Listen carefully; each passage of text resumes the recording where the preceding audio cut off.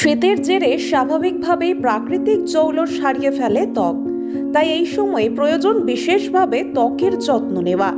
শীতকালে ত্বকের যত্ন নেওয়া গুরুত্বপূর্ণ হয়ে ওঠে। এই সময়ে ত্বক হয়ে পড়ে বেশি স্পর্শকাতর, খসখসে ও প্রাণহীন। শীতের জেরে প্রাকৃতিক উজ্জ্বলতাও হারিয়ে ফেলে ত্বক। তাই শীতকালের সময় ত্বকের আর্দ্রতা বজায় রাখতে প্রত্যেক দিনের স্কিন কেয়ার রুটিনে নিম্নলিখিত 5 ধরনের প্রসাধনী রাখা যেতে পারে। বিশেষজ্ঞরা বলেছেন, ত্বক পরিষ্কার রাখার জন্য হাইড্রেটিং ক্লেনজারই সব থেকে ভালো। এই ধরনের ক্লেনজার ত্বকের প্রাকৃতিক তেল নষ্ট না করে মুখ পরিষ্কার করতে পারে।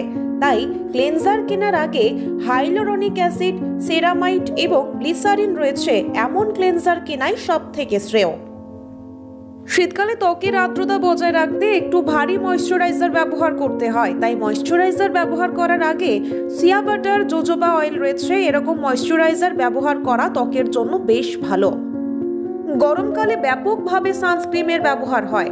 গরমকালের মতো শীতকালেও সানস্ক্রিন ব্যবহার করতে হবে বলে জানাচ্ছেন ডক্টর এবং বিশেষজ্ঞরা। এতে ত্বক সূর্যরশ্মি থেকে বেশ খানিকটা রেহাই পাবে। শীতকালে প্রায় সকলেরই একটি সাধারণ সমস্যা হলো ঠোঁট ফাটা। তাই ঠোঁট ফাটা কমাতে প্রত্যেক দিন বোরোলিন, গ্লিসারিন এবং পেট্রোলিয়াম জেলি ব্যবহার করা যেতে পারে।